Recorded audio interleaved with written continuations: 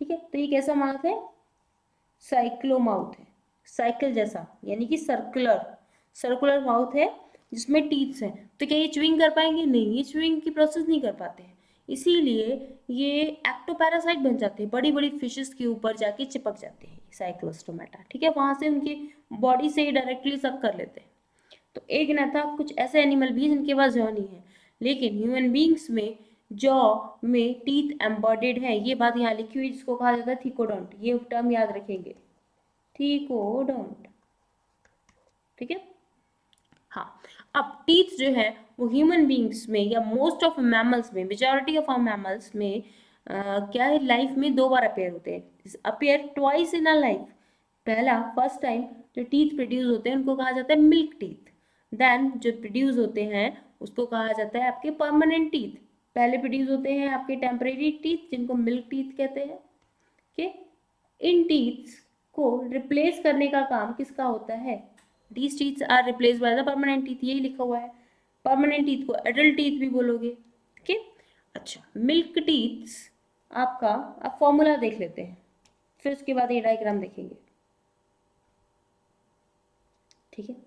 अब टीथ जो है वो लाइफ में 2 बार अपेयर हो रहे हैं, इस टर्म का भी एक मीनिंग है, डाई फायो डोंट, एक पीछे आएगा आपका thecodont, teeth are embedded in the socket of a jaw, di मतलब 2, फायोडोंट, 2 बार अपेयर हो रहे हैं teeth in the life cycles को डाई फायोडोंट बोलोगे, ये दोनों टर्म याद रखोगे। एक थर्ड टर्म और याद रखना है आपको, heterodont.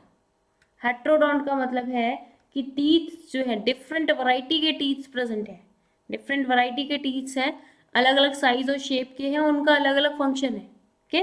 Different types of a teeth, जैसे कि आपका incisor, canine, premolar and molar, इनके अलग अलग शेप्स होते हैं, आगे हम शेप देखेंगे, ठीक है। अच्छा, मिल्क टीथ कब प्रोड्यूस होंगे? ड्यूरिंग अ 6-7, ऐसे समझ सकते हो 6 मंथ, या इसके डिपेंड करता है इस चाइल्डहुड पे, ठीक है। तो ये कब शेड हो जाते हैं? ड्यूरिंग अ 6-7-8 ईयर में स्टार्ट होना शुरू हो जाते हैं, 6-7 में, तो ये शेड होना स्टार्ट होके नए नए परमानेंट टीथ प्रोड्यूस होना स्टार्ट हो जाएंगे, ठीक है। अच्छा, कितने परमानेंट टीथ हैं आपके, इसके लिए एक फॉर्मूला दिया हुआ है, पहले आप समझ लो कि आपके कितने वैरायटी ऑफ टीथ है, कितने टाइप्स के टीथ हैं। तो यहाँ पे ये है आपका, सामने सामने लगे होंगे 4 टीथ, ये इंसीजर टीथ, नीचे भी यहाँ पे 4 टीथ, इंसीजर कटिंग का काम करते हैं, ये इंसीजर, सीजर का मतलब क्या होता है? काटना, तो कटिंग का काम करते हैं। कैनाइन लगे होते हैं यहाँ पे, ऐसे ऐसे, ये 2 कैनाइन, ऐसे इतने ज़्यादा शार्प नहीं होते वैसे, जो कार्निवोर्स होते हैं उनमें इतने ज़्यादा शार्प होते हैं। यहाँ पे कैनाइन हो गए, कैनाइन के बाद प्रीमोलर, 2-2 प्रीमोलर लगे होंगे हर जगह, एंड 3-3 लगे होते हैं मोलर, पीछे 3, यहाँ पे भी 3, नीचे भी 3, इधर भी 3। अब जब फॉर्मूला निकालते हैं तो हाफ साइड का निकालते हैं, ऐसा हाफ, ठीक है। तो हाफ के अकॉर्डिंग क्या हो गया? 2 इंसीजर हो गए, 1 कैनाइन हो गया, 2 प्रीमोलर हो गए, और 3 हो गए मोलर, ठीक है, इस तरीके से। अच्छा, तो ये हो गया फॉर्मूला 2-1-2-1-2-3, यस, 2-1-2-3। इस फॉर्मूले को निकालने के लिए आपको पता होना चाहिए कि हम इन सबको ना प्लस कर देते हैं, इन सबको प्लस कर दो, 8 आ गया, यहाँ पे भी प्लस कर दो, 8 आ गया। अब इंटू 2, क्योंकि हमने एक ही साइड का हाफ हाफ का लिया है ना, तो इधर भी तो करोगे, इंटू 2 कर दोगे।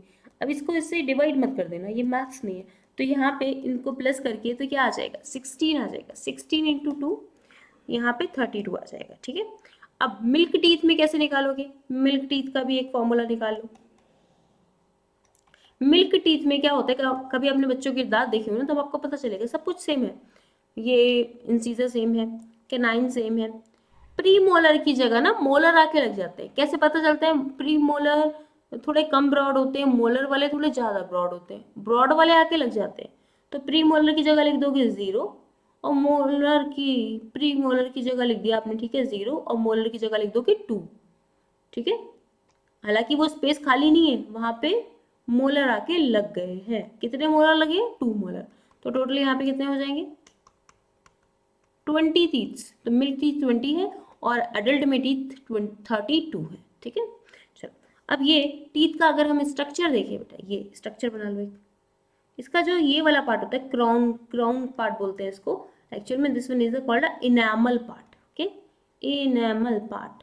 तो ये काफ़ी हार्ड पार्ट होता है जो च्युइंग का काम कर रहा है। बाकी अंदर का जो पार्ट होता है ना वो पल्पी पार्ट होता है। यहाँ पे नर्व्स वगैरह आपको मिल जाएंगे, ये नर्व्स इसके अंदर के पार्ट होते हैं, नर्व्स।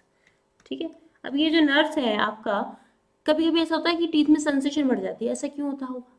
कि इनामल वाला पार्ट ना कम होने लगता है, शेड होने लगता है। जब आपके डाइट में कैल्शियम ना हो, जब आपके ब्लड में कैल्शियम की कमी हो जाए, तब ये टीथ से बहुत जल्दी जल्दी शेड नहीं हो रहा है, बहुत धीरे धीरे शेड होके इसकी कवर लेयर उतरने लगती है और दांतों में सेंसिटिविटी बढ़ जाती है। तो सेंसिटिविटी का एक मेन रीजन है कि आपके दांतों में कैल्शियम कमी हो रही है या आपके ब्लड में कैल्शियम की कमी है। ठीक है, तो फाइनली ये डेंटल फॉर्मूला निकालने के लिए आपका आ सकता है।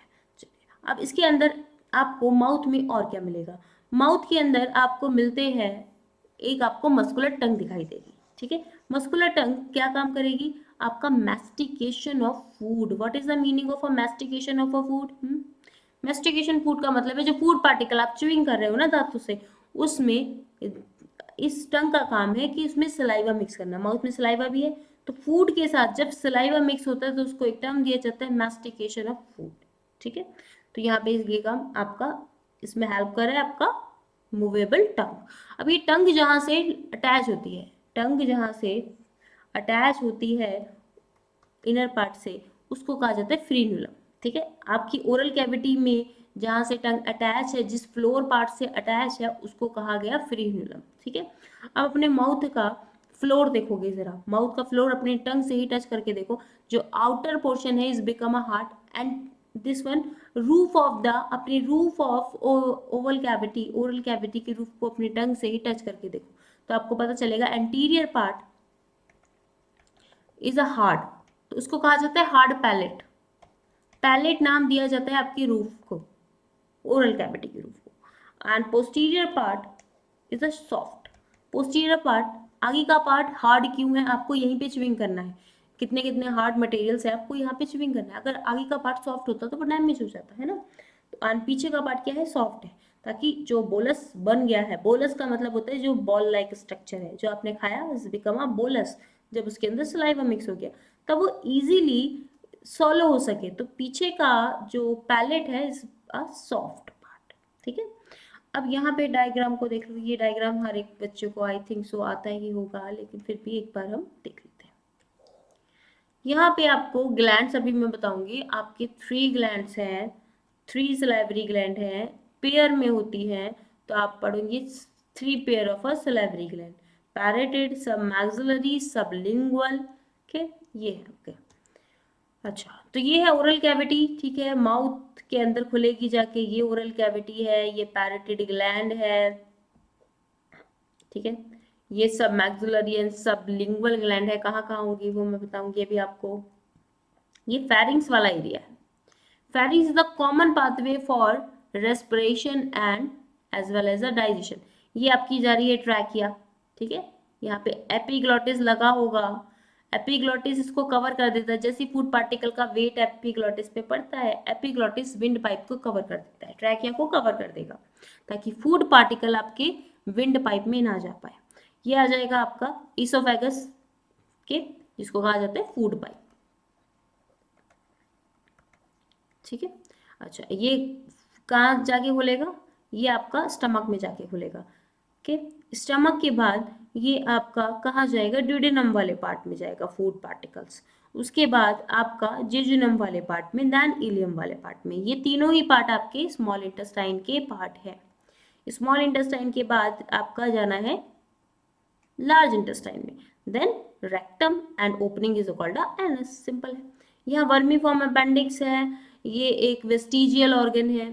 ठीक है, सीकम में भी कोई भी टाइप का डाइजेशन नहीं होता, ये ब्लाइंड सैक है। इसमें मैं बताऊंगी आपको आगे कि यहाँ पे एक ई. बैक्टीरिया सर्वाइव करता है, जो कि आपका सिंथेसिस करता है विटामिन के की एंड विटामिन B12 की।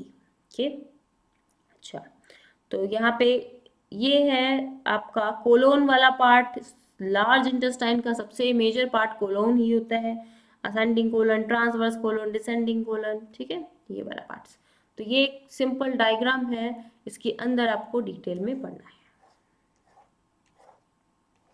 Okay, next page. यस, अब टीथ के हमने देख लिया था कितने टाइप के टीथ है। देखो इंसीजर टीथ आपको ऐसे देखने के लिए मिलेंगे, ये दिस वन ऐसे शेप के है। कैनाइन थोड़े शार्प दिखाई दे रहे हैं, ये कैनाइन है। देन ये आपका प्रीमोलर है, और मोलर देखो कितने ब्रॉड है, मोलर आपको ब्रॉड मिलेंगे। ठीक है, ये वाला पार्ट एक्चुअल में ये वाला पार्ट है टीथ का, ये this one is a part of the teeth. Okay, तो यहाँ पे देख सकते हो this one is a broad, okay, this one canine is a sharp, इस तरीके से। अच्छा, यहाँ पे मैंने आपको बताया कि फेरिंग्स एक ओपनिंग है जहाँ पे आपका ईसोफेगस ओपन स्टार्ट होना है। उसके अलावा एक कार्टिलेजिनस फ्लैप मैंने आपको बताया जो एपिग्लॉटिस है, जो आपके फूड पार्टिकल्स की एंट्री प्रिवेंट करेगा विंड पाइप में जाने के लिए, है ना। जैसे उसके ऊपर वेट पड़ेगा वो ट्रैकिया या विंड पाइप को कवर कर देगा और फूड पार्टिकल आपकी ईसोफेगस में चले जाएंगे। ठीक है, ईसोफेगस आपका ओपन हो जाता है कहाँ पे, जे शेप के एक बैग में। जे शेप का बैग कहा गया है आपके स्टमक। ठीक है, stomach is a J shape. A muscular sphincter, ये ईसोफेगस एक मस्कुलर स्पिंक्चर के थ्रू ओपन हो रहा है जिसको कहा गया है गैस्ट्रो ईसोफेजियल स्पिंक्चर। यहाँ पे एक स्पिंक्टर होगा। स्पिंक्टर का मतलब होता है गेट, जो कि बैक फ्लो को प्रिवेंट करते हैं।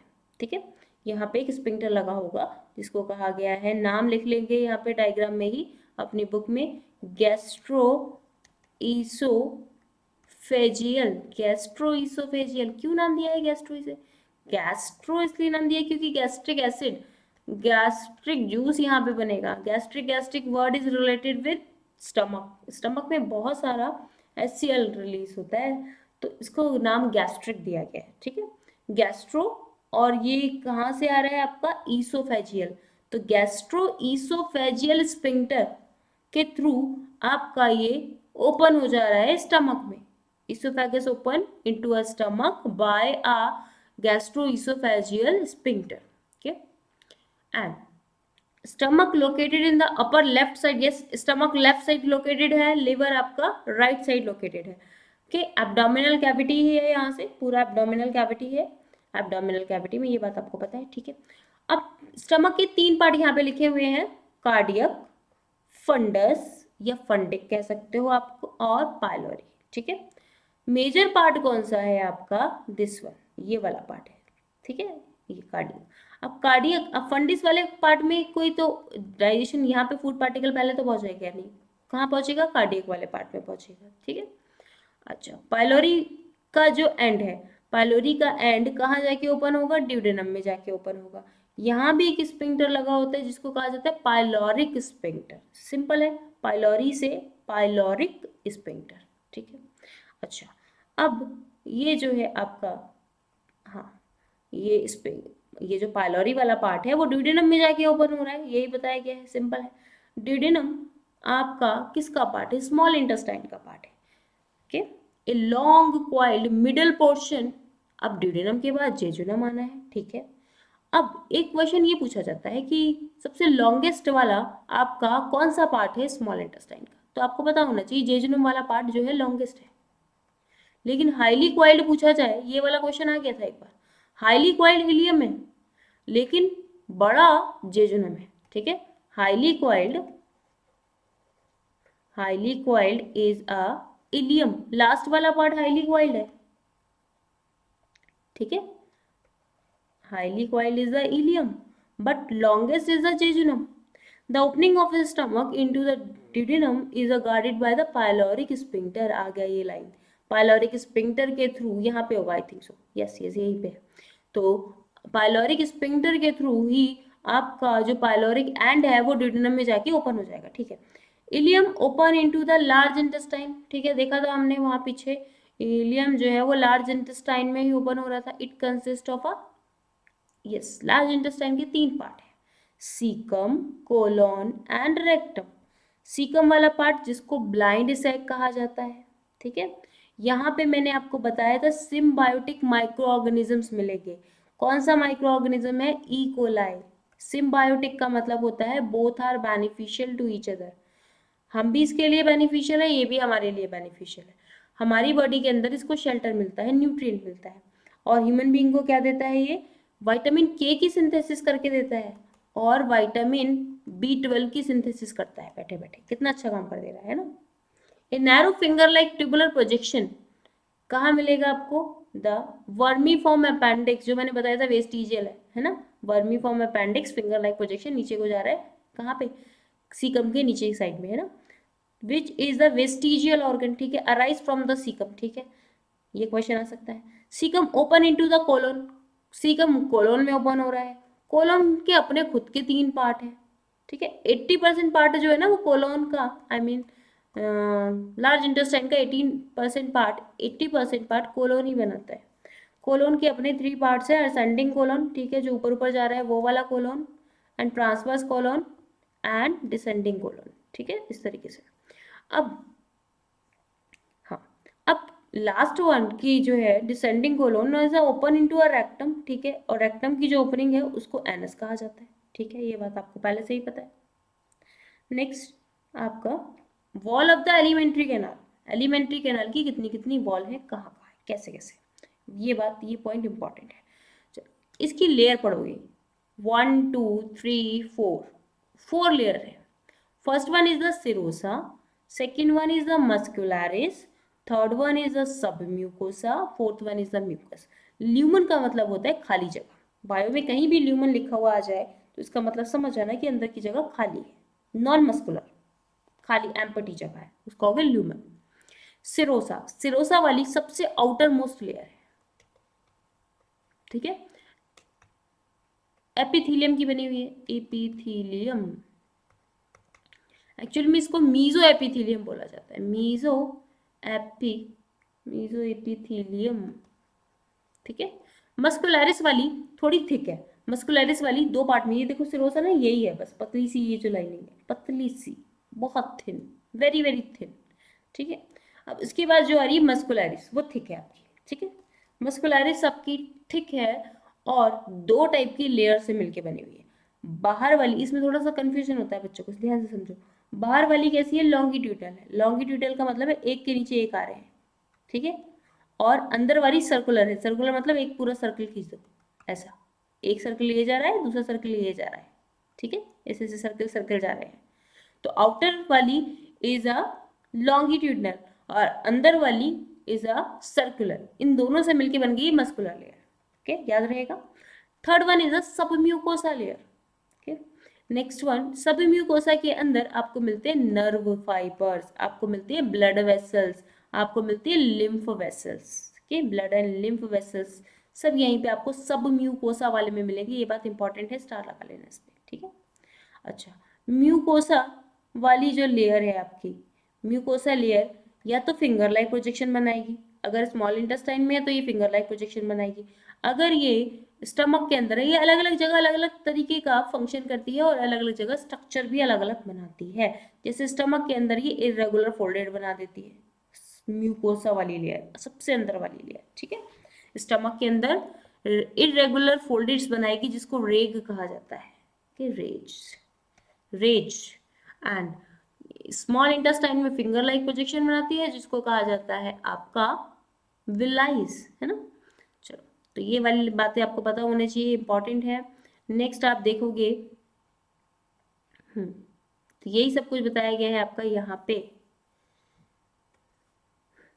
हाँ, ठीक है। In the duodenum gland are also present in the submucosa. हाँ, एक बात, ड्यूडेनम के अंदर ये जो सबम्यूकोसा वाली मैंने लेयर बताई थी आपको, यहाँ पे नर्व मिलेगी, ब्लड वेसल्स मिलेंगे, लिम्फ वेसल्स मिलेंगे। ड्यूडेनम में यहाँ पे कुछ ग्लैंड भी मिलती हैं, एक ग्लैंड का नाम यहाँ नहीं लिखा हुआ है, ड्यूडेनम में जो ग्लैंड मिलती है उसको कहा जाता है आपका, यस, तो यहाँ पे आपको ड्यूडेनम के अंदर ग्लैंड मिलेगी, okay, Brunner's gland, Brunner's gland, ठीक है, ट्रूमेंस वाली बुक में ये लिखा हुआ है, ट्रूमेंस में लिखा हुआ है ब्रूनर्स ग्लैंड जो है वो ड्यूडेनम में प्रेजेंट होती है, ठीक है, बहुत सारे एंजाइम्स को रिलीज करेगी। द इनर मोस्ट लेयर, ठीक है, ल्यूमन का एक खाली जगह हो गया, ठीक है, बस हो गया ये वाला, तो यस, इरेगुलर फोल्डेड आपको मिलेंगे, रेजिस कहा जाएगा जो मैंने अभी ऊपर बताया आपको, ठीक है, ये कहाँ मिल रहे हैं? स्टमक में मिल रहे हैं, ओके। फिंगर लाइक प्रोजेक्शन जिसको विलाय बोलोगे, ये इनर लाइनिंग ना अलग अलग जगह अलग अलग तरीके का स्ट्रक्चर बना रही है, ये ऊपर बात मैं बता चुकी हूँ, ठीक है। अब आ जाओगे माइक्रोविलाइज क्या होते हैं, इसमें बच्चों को कंफ्यूजन हो जाता है। ये देखो, ये है फिंगर लाइक प्रोजेक्शन, ये है विलाइस, यस ये है विलाइस। जो इसके ऊपर ये देख रहे हो आप, कोई दूसरे कलर से बना हूँ, ये देख रहे हो, ये है माइक्रोविलाइज, इसने बना दिया ब्रश बॉर्डर। विलाइस तो बड़े बड़े हैं, माइक्रोविलाइज इसके ऊपर ये छोटे छोटे ये, ठीक है। और सरफेस एरिया बढ़ा दिया माइक्रोविलाइज ने तो ये है माइक्रोविलाइज जो ब्रश बॉर्डर बनाने का काम कर रहे हैं विलाइज के ऊपर, ठीक है। Brush border appearance this modification increase, yes क्या काम कर रहे हैं, सरफेस एरिया को और इंक्रीज कर दिया इन्होंने, तो सरफेस एरिया को इंक्रीज कर रहे हैं। And villi are supply with the network of the capillaries. एक बात और भी देखेंगे, ये जो विलाई जहाँ पे नीचे मिल रही है, इसको यहाँ पे कहा जाता है crypt of Lieberkuhn, crypt of Lieberkuhn. Crypt of Lieberkuhn वाला जो पार्ट है आपका, ये वाला पार्ट बहुत इंपॉर्टेंट है, इसको कहा जाता है आपका सक्कस एंटेरिकस। ये रिलीज करता है, ऐसे कह सकते हो, सक्कस एंटेरिकस, इसका मतलब है इंटेस्टाइनल जूस। सक्कस एंटेरिकस का मतलब है इंटेस्टाइनल जूस। इंटेस्टाइनल जूस आ कहाँ से रहा है, क्रिप्ट ऑफ लिबरक्विन से, ये बात याद रखेंगे, ठीक है। Mucosal epithelium has a goblet cells which secrete, yes goblet cell क्या होती है, गॉबलेट सेल्स होती हैं जो कि म्यूकस का सीक्रेशन करे, ठीक है। कुछ ऐसी सेल जो एंडोक्राइन ग्लैंड की तरह काम करती हैं, जो ग्लैंड की तरह काम करती हैं, ऐसे कह सकते हो, वो डायरेक्टली म्यूकस का सीक्रेशन करती रहती है। स्टमक में भी मिलेगी आपको, स्मॉल इंटेस्टाइन में भी मिलेगी, के लार्ज इंटेस्टाइन में भी मिलेगी। गॉबलेट सेल्स हैं जो कि क्या करेगा, म्यूकोसल वाली लेयर में मिल रही है। म्यूकोसल वाली लेयर कहाँ है आपकी, सबसे अंदर वाली लेयर, ठीक है। हाँ, तो क्रिप्ट ऑफ लिबरक्विन वाली बात तो यहाँ पर आ गई है, देख लो। Crypts in a between base of the villi, crypts in the base of villi, villi का बेस ही है ये, यस विलाइस का बेस ही है। यहाँ पे जो क्रिप्ट बन रहा है इसको कहा गया क्रिप्ट एंड लिबरक्विन्स, ठीक है। ये बहुत ही इंपॉर्टेंट पार्ट है। नेक्स्ट पे आओगे डाइजेस्टिव ग्लैंड्स के बारे में। डाइजेस्टिव ग्लैंड आपकी माउथ से ही स्टार्ट हो जाती है। माउथ में आपकी कहाँ कहाँ है, देखो 3 pair of a salivary gland है। First one is a parotid, सबसे बड़ी वाली है पैरोटिड, यहाँ प्रेजेंट है इनर साइड ऑफ चीक्स के इधर साइड में, ठीक है। सबसे लास्ट चीक, देखो यहाँ लिखा हुआ है। एंड सब मैक्सिलरी और सब मैंडिबुलर एक ही का नाम है, सब मैक्सिलरी बोलो या सब मैंडिबुलर बोलो, ठीक है। तो ये आपके लोअर जॉ में सिचुएटेड है, इधर और इधर दोनों साइड में होगी, पैरोटिड दोनों साइड में होगी। नेक्स्ट है सबलिंगुअल, सबलिंगुअल है बिलो द टंग, टंग के नीचे सबलिंगुअल। अब क्या इनके पास, ये कैसी ग्लैंड है बोलो, एक्सोक्राइन है। क्या इनके पास अपनी डक्ट होगी, यस ऑब्वियसली इनके पास अपनी डक्ट होगी। पैरोटिड के पास जो डक्ट प्रेजेंट होती है उसका नाम है वाटसन डक्ट,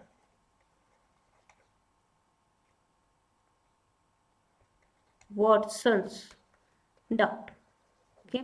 जो आपकी सब मैक्सिलरी के पास प्रेजेंट है, या सब मैंडिबुलर भी कह सकते हो, ओके। इसके बाद जो प्रेजेंट है उसका नाम है आपका, सॉरी ये वाले आपका पैरोटिड के पास है स्टेनसन डक्ट, यस स्टेनसन्स डक्ट। इसके बाद जो प्रेजेंट है इसको कहते हैं वाटसन डक्ट, वाटसन डक्ट, ठीक है। एंड जो सब लिंगुअल वाली है, इसके बाद जो डक्ट प्रेजेंट है ना, इसको कहा जाता है आपका डक्ट ऑफ रेविनस, या रेविनस डक्ट्स कह सकते हो, ठीक है। Duct of Rivinus, Rivinus. तो ये डक्ट्स आपकी इसमें नहीं लिखी हुई है, ट्रूमैन्स वाली बुक में लिखी है, तो डक्ट्स भी आप एक बार देख लेना इसको जरूर, ठीक है। इससे पहले कभी क्वेश्चन आए हुए थे क्या, इस तरीके से आप क्रैश कोर्स अगर यहाँ पे करना चाहते हो तो चैनल को सब्सक्राइब कर सकते हो। आगे भी मैं ऐसे ही वीडियो अपलोड करती रहूँगी ताकि आपको एनसीईआरटी पूरी 100% कवर हो जाए। These glands are situated just out the buccal cavity, secreted the salivary juice. Yes, ये क्या प्रोड्यूस कर रहे हैं, ये salivary juice प्रोड्यूस कर रहे हैं बक्कल कैविटी के अंदर ही, क्योंकि एक्सोक्राइन ग्लैंड का कैसा नेचर होता है, जहाँ पे वो सिचुएटेड है वहीं पे ही अपना सिक्रेशन छोड़ती है ना, तो यही इनका काम है। इनके पास डक्ट भी है, ठीक है। चलो नेक्स्ट में देखते हैं। यस, एंड अगर एक्सोक्राइन ग्लैंड आपकी लिवर की या डाइजेस्टिव ऑर्गन बोल लो या ग्लैंड बोल लो, तो सबसे बड़ा है आपका लिवर, ठीक है। Liver is the largest gland, liver is the largest endocrine gland, liver is the largest digestive organ, ठीक है। लॉन्गेस्ट की बात की जाए तो आपका स्मॉल इंटेस्टाइन है, लार्जेस्ट की बात की जाए तो लिवर है। लिवर का वेट कितना होता है 1.2 to 1.4 kg, ठीक है। एब्डोमिनल कैविटी में सिचुएटेड है, किस साइड में सिचुएटेड है, राइट साइड में सिचुएटेड है। इतना हैवी है कि जो किडनी वाला है पार्ट है वो right kidney is slightly lower than a left one, इसीलिए है ऐसा क्योंकि राइट साइड में आपका लिवर सिचुएटेड है, ठीक है। इसीलिए जो राइट वाली किडनी है वो थोड़ा सा बिलो होती है। अच्छा, एंड लिवर की बात करते हैं, उसको छोड़ते चलो। लिवर जो है आपका एब्डोमिनल कैविटी में सिचुएटेड है इन अ डायफ्राम, डायफ्राम के नीचे, ठीक है। एंड इसके दो लोब्स होते हैं। कहीं पे भी आपका लिवर की बातें की जाएगी तो हेपैटिक हेपैटिक वर्ड्स आएगा, ठीक है, याद रखना। तो लिवर के दो लोब्स आपको दिखाई देंगे, right hepatic lobes and left hepatic lobes, right hepatic and left hepatic lobes, इस तरीके से डिवाइड करते हैं, ठीक है। ये राइट वाला पार्ट है, ये लेफ्ट वाला पार्ट है।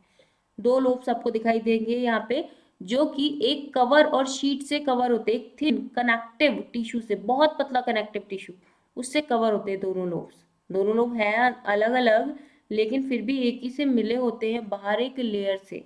ऐसे समझ लो एक पॉलिथीन के अंदर दो बलून डाल दिए, ठीक है, इस तरीके से। उस पॉलिथीन और शीट का नाम है, यहाँ लिख लेंगे, Glisson capsule, very very important. उसको कहा जाता है ग्लीसन्स कैप्सूल। ग्लीसन कैप्सूल, इसके ऊपर एक चढ़ा हुआ कवर है। The bile is secreted by the hepatic cell, ठीक है। जो लिवर के अंदर सेल प्रेजेंट है उसको कहा जाएगा हेपैटिक सेल। हेपैटिक सेल के अंदर क्या बन रहा है, बाइल बन रहा है, ठीक है। बाइल बनता कहाँ पर है, लिवर में, लेकिन स्टोर कहाँ पे होता है, गॉल ब्लैडर में, ठीक। एंड हेपैटिक डक्ट के थ्रू, ये देखो ये राइट हेपैटिक डक्ट है, ये जो ग्रीन ग्रीन कलर की दिखा रहे हैं, और ये लेफ्ट हेपैटिक डक्ट है। इन हेपैटिक डक्ट के थ्रू ये कहाँ जा रहा है, आपका गॉल ब्लैडर के अंदर, बाइल। और bile store in a gall bladder, ठीक है। ये बात कहीं लिखी है, यहाँ पे देख सकते हो आप। तो ये yes, store in a gall bladder.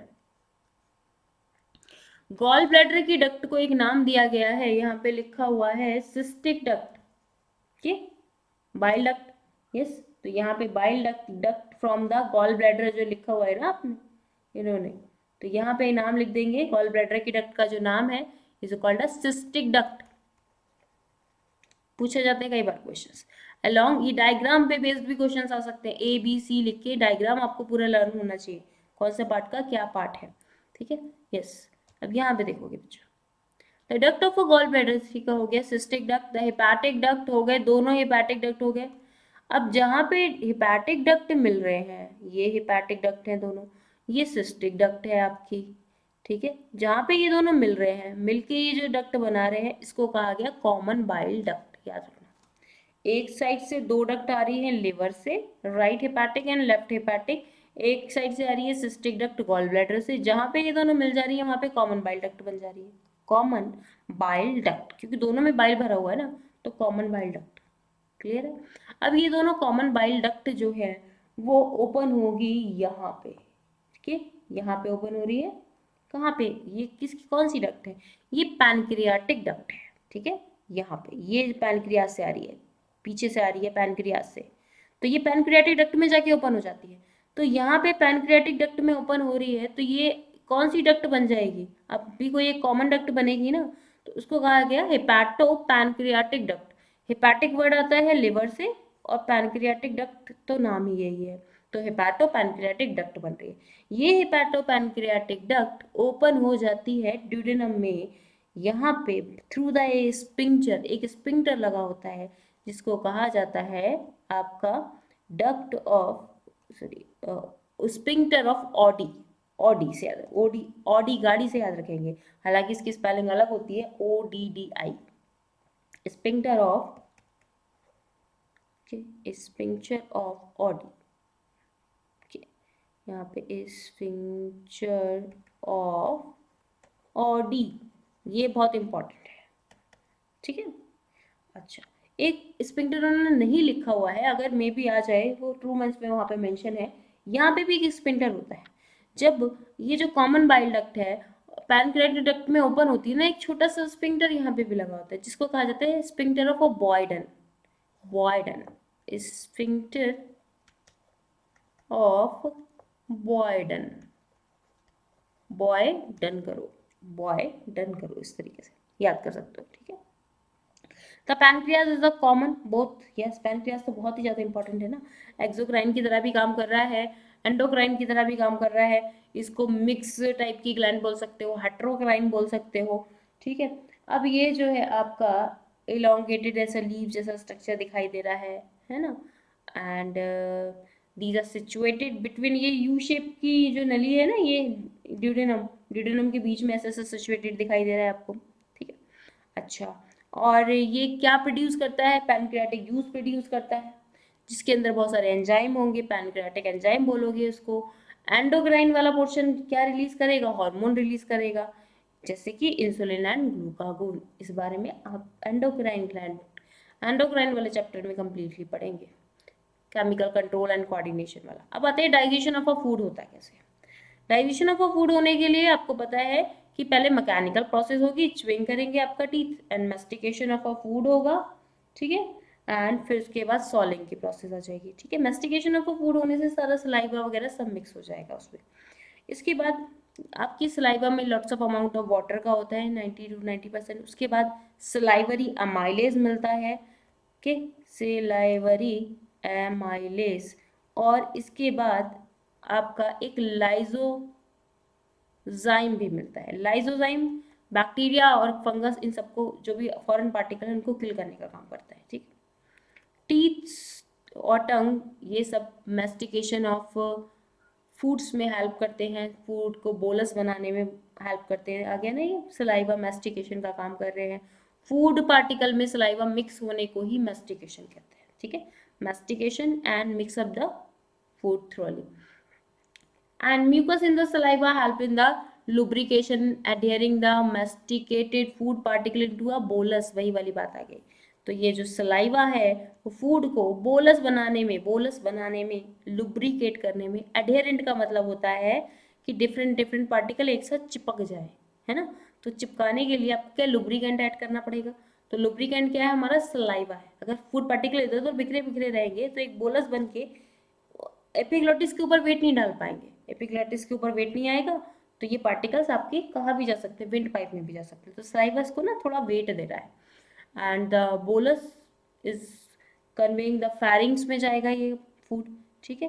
Then it's a then into a oesophagus, है ना, फेरिंग्स के बाद ईसोफेगस ये, ठीक है। इस प्रोसेस को कहा गया आपका सॉलिंग प्रोसेस। डीग्लूटेशन से बच्चे कंफ्यूज हो जाते हैं, डीग्लूटेशन, ठीक है।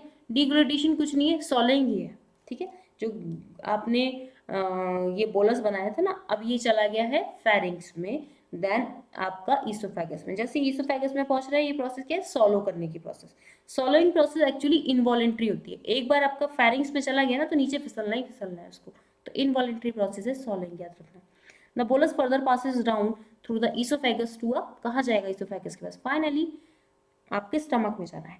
तो पूरी आपके एलिमेंट्री कैनाल में एक प्रोसेस होती है, कॉन्ट्रैक्शन रिलैक्सेशन, कॉन्ट्रैक्शन रिलैक्सेशन। पूरी एलिमेंट्री कैनाल में ऐसी ऐसी प्रोसेस चल रही है।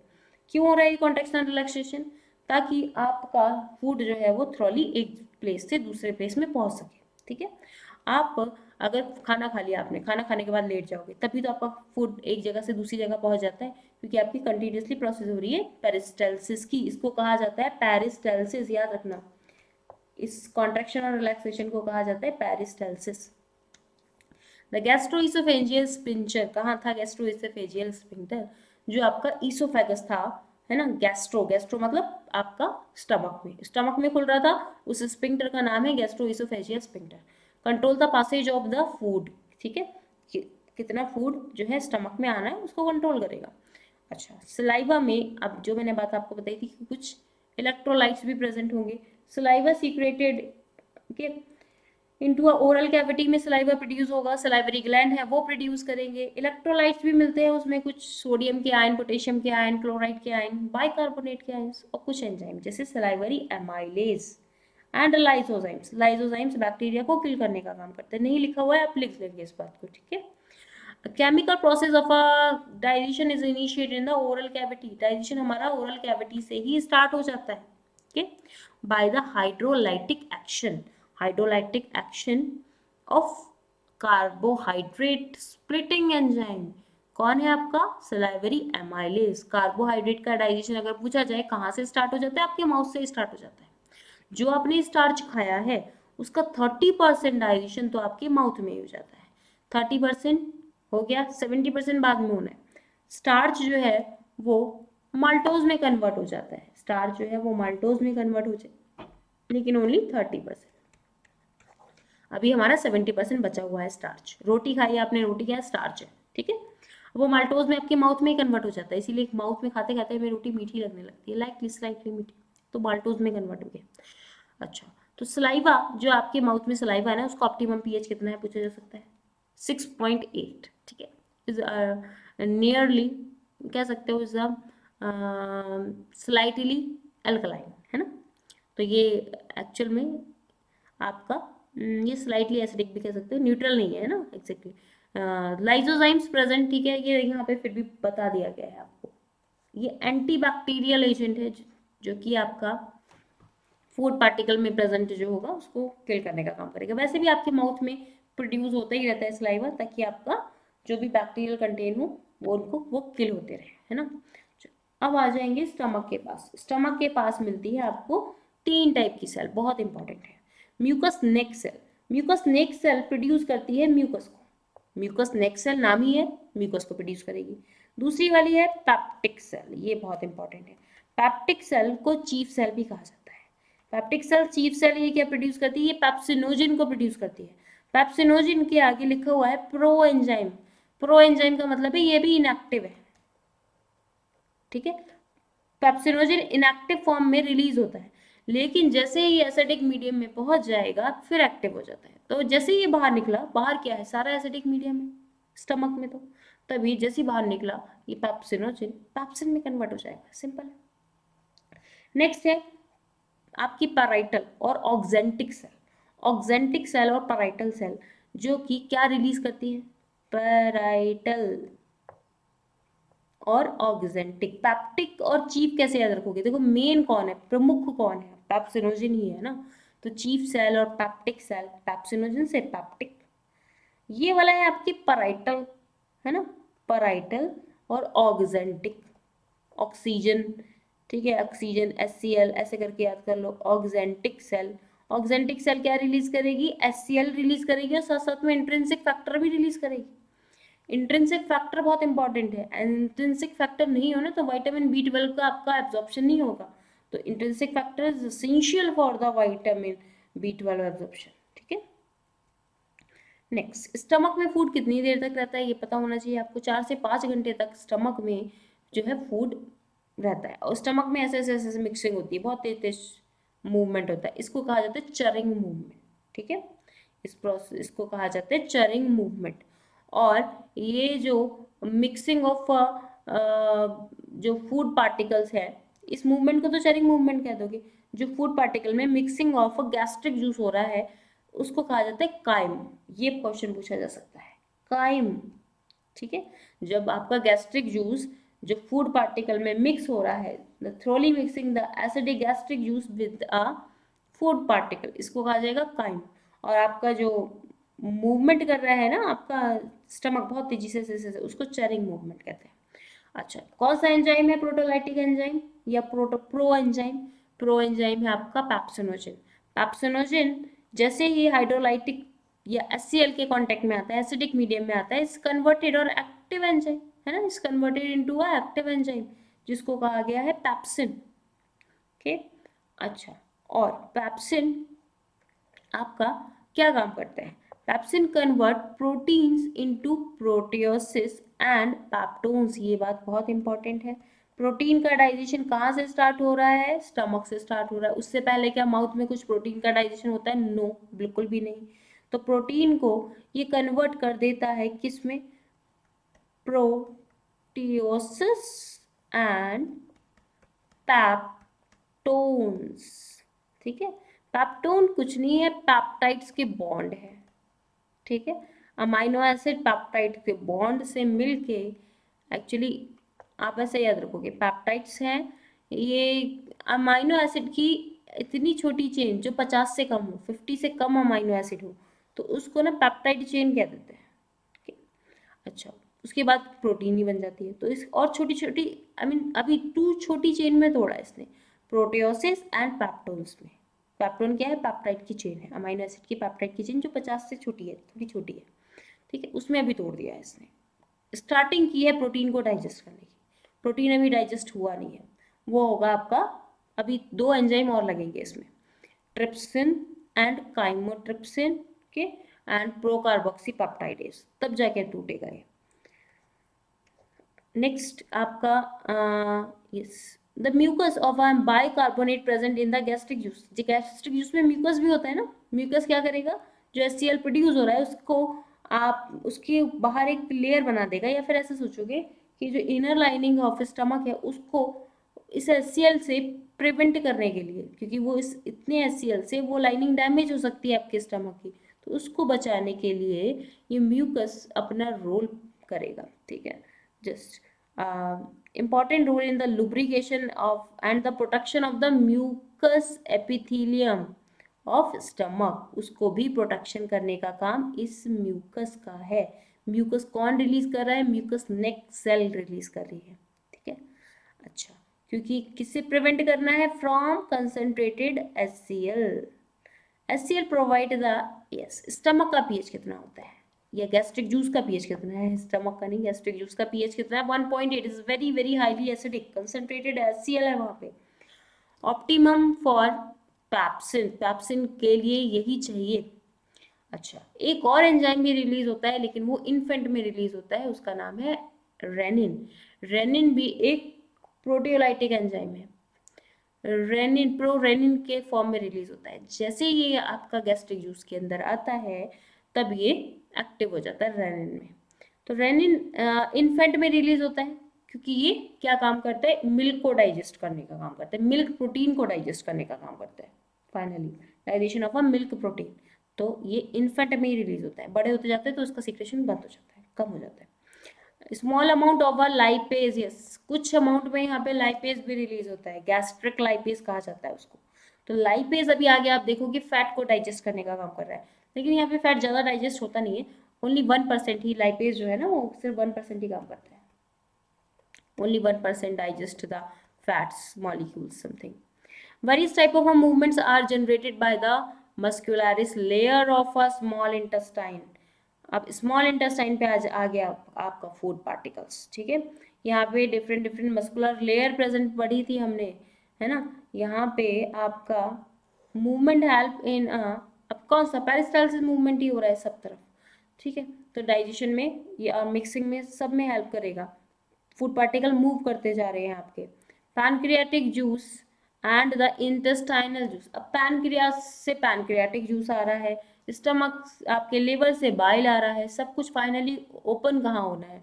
सब कुछ फाइनली स्मॉल इंटेस्टाइन में ओपन होना है। ठीक है, अब किस कौन सी हम पढ़ चुके हैं? हेपेटोपैनक्रियाटिक डक्ट है ना, is open into a duodenum वाले पार्ट, ये लिखा हुआ है हेपेटोपैनक्रियाटिक डक्ट ड्यूडेनम में ओपन हो जाएगी, स्मॉल इंटेस्टाइन का ही पार्ट है ना ड्यूडेनम, वहां पे जाके ओपन हो जा रही है।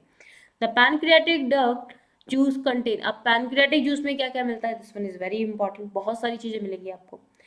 ट्रिप्सिनोजिन, ट्रिप्सिनोजिन ये भी इनएक्टिव है बेटा। एंड नेक्स्ट है आपका प्रोकार्बोक्सी पेप्टाइडेज, प्रोकार्बोक्सी पेप्टाइडेज ये भी इनएक्टिव है। नेक्स्ट है अमाइलेज, इसको पैनक्रियाटिक अमाइलेज बोलोगे, एक तो आपका सलाइवरी अमाइलेज था, ये पैनक्रियाटिक अमाइलेज है। एक है लाइपेज, एक था ऊपर गैस्ट्रिक में भी थोड़ा सा लाइपेज आ रहा था ना, यहाँ पर है पैनक्रियाटिक लाइपेज। और न्यूक्लियसिस, न्यूक्लियसिस बहुत इंपॉर्टेंट है, ये आपके न्यूक्लियोटाइड्स को, आपके न्यूक्लिक एसिड को तोड़ने के काम आएंगे। न्यूक्लिक एसिड क्या है? DNA and RNA। ठीक है, अभी ट्रिप्सिनोजिन जो है आपका किस में कन्वर्ट होगा? ट्रिप्सिन में कन्वर्ट होगा, लेकिन कहाँ जाके होना है? स्मॉल इंटेस्टाइन में। ठीक है, स्मॉल इंटेस्टाइन में तो पहुंच चुके हैं। स्मॉल इंटेस्टाइन के सकस एंटेरिकस, सकस एंटेरिकस बोलते हैं इंटेस्टाइनल जूस को, उसमें से रिलीज होता है एक हार्मोन एंटेरोकाइनेज। एंटेरोकाइनेज की प्रेजेंस में ये ट्रिप्सिनोजिन ट्रिप्सिन में कन्वर्ट होगा। तो याद रखना, ट्रिप्सिनोजिन ट्रिप्सिन में कहाँ कन्वर्ट हो रहा है, ये भी क्वेश्चन पूछा जा सकता है स्मॉल इंटेस्टाइन में।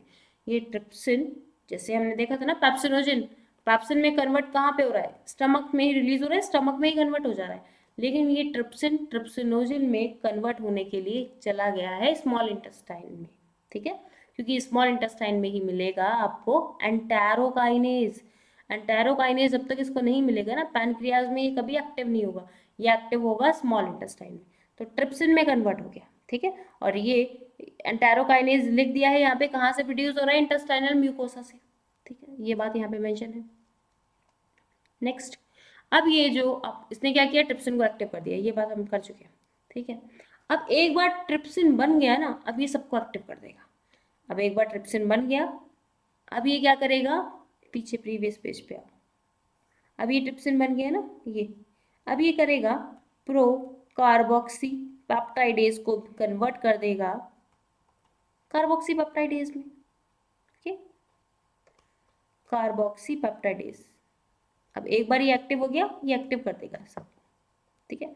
दो ही थे वैसे, ये भी इनएक्टिव था, ये भी इनएक्टिव था, बाकी सारे एक्टिव हैं। अमाइलेज एक्टिव है, लाइपेज एक्टिव है, न्यूक्लियस एक्टिव है, ठीक है, बस इसको एक्टिव करना था। अच्छा, अब यहाँ पे बाइल बता दिया मैंने, ये आपका कहाँ से आ रहा है, वहां से आपका हेपाटिक कॉमन बाइल डक्ट से आ रहा है, और ये ड्यूडेनम में ओपन हो जाएगा, है ना, ये वाला हेपाटो पैनक्रियाटिक डक्ट वही है, हेपाटो पैनक्रियाटिक डक्ट कॉमन डक्ट है, जहाँ से आपका बाइल भी आ रहा है और जहाँ से आपका पैनक्रियाटिक जूस भी आ रहा है, ठीक है। अच्छा, बाइल में प्रेजेंट होते हैं ब्लीरुबिन एंड ब्लीवर्डिन, इंपॉर्टेंट है, ये पिगमेंट्स होते हैं ब्लीरुबिन ब्लीवर्डिन। इसी की वजह से जो है यूरिन का कलर येलो है, एक्सक्रीटरी वेस्ट का कलर येलो है, क्योंकि यहाँ पे पिगमेंट्स मिलते हैं येलो कलर के बाइल के अंदर। बाइल सॉल्ट है, कोलेस्ट्रॉल के मॉलिक्यूल हैं, फॉस्फोलिपिड है, बट नो एनी एंजाइम, याद रखना, ठीक है, यहाँ पे कोई एंजाइम नहीं है। तो बाइल क्या काम करता है, बाइल फाइनली आपका इमल्सिफिकेशन ऑफ फैट का काम करता है, फैट को ना इमल्सिफाई कर देता है। ऐसे समझोगे कोई फैट्स के बड़े बड़े सॉलिड्स हैं, है ना, सॉलिड्स को मैंने सेमी सॉलिड बना दिया, इमल्सिफाई करने का काम करता है, ठीक है। तो सॉलिड को सेमी सॉलिड बना के का काम कर ले रहा है, बड़े बड़े मॉलिक्यूल्स को छोटे छोटे ड्रॉपलेट्स में तोड़ने का काम करता है, ठीक है। ब्रेकिंग डाउन लिखा हुआ है, breaking down the fats into a very small micelles, याद रखना, वेरी स्मॉल मिसल्स, मिसल्स नाम दिया जाता है फैट्स को यहाँ पे। Bile also activate lipase, bile जो है वो लाइपेस को भी एक्टिव करने का काम करता है, ये पॉइंट इंपॉर्टेंट है। बाइल जो है ऑल्सो एक्टिवेट लाइपेस, लाइपेस और बाइल वैसे दोनों ही आपका फैट के लिए को डाइजेस्ट करने के लिए रिस्पॉन्सिबल है। बाइल देखो खुद तो बस क्या कर रहा है, इमल्सिफिकेशन ऑफ फैट कर दे रहा है, इसके पास खुद का एंजाइम नहीं है, लेकिन लाइपेज को देखो एक्टिव करने का काम कर रहा है ना, ताकि फैट जल्दी से जल्दी क्या हो, डाइजेस्ट हो, ठीक है। The intestinal mucosa epithelium has a goblet cell, तो गॉबलेट सेल्स आपको इंटेस्टाइनल की म्यूकोसा में भी मिलती है। गॉबलेट सेल मैं बता चुकी हूँ जो म्यूकोस का सिक्रेशन करे, ये आपको स्टमक में भी मिल रही थी, ठीक है। अच्छा, और स्मॉल इंटेस्टाइन में और क्या मिला है आपको, ब्रश बॉर्डर बना हुआ मिला है। Mucosa along with the secretion of the goblet cell constituent the intestinal juice, ठीक है। यहाँ पे इंटेस्टाइनल जूस क्या है, ये देखो ये वाली लाइन आ गई, सकस एंटेरिकस, इंटेस्टाइनल जूस से रिलेटेड क्वेश्चन आते हैं ना, तो सकस एंटेरिकस से क्वेश्चन आते हैं, समझ आना, सकस एंटेरिकस कुछ नहीं है, इंटेस्टाइनल जूस ही है। इस इंटेस्टाइनल जूस में बहुत सारी चीजें मिलेंगी आपको, सारे डाइसैकेराइड्स को आपका डाइजेस्ट करने वाले कंपोनेंट मिलेंगे, जैसे माल्टेज, सुक्रेस और लैक्टेस, ठीक है। क्या क्या मिलेगा स्मॉल इंटेस्टाइन में, बोलो,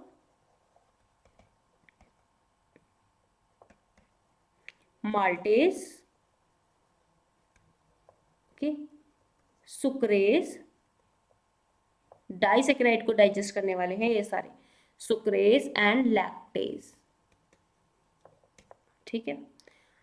अच्छा, अब यहाँ पे डाइपेप्टाइडेज भी मिल रहा है, ये क्या करेगा, डाइपेप्टाइड्स को ना तोड़ देगा अमाइनो एसिड में, फाइनली लास्ट में तो हमें स्मॉल इंटेस्टाइन में ही कंप्लीट करना है डाइजेशन, इसके आगे नहीं जाएगा डाइजेशन, स्मॉल इंटेस्टाइन में ही कंप्लीट होता है। लाइपेजेस भी मिलते हैं यहाँ पे, न्यूक्लियोसाइडेज मिलेगा, अभी न्यूक्लियोसाइडेज बताती हूँ क्या करेगा।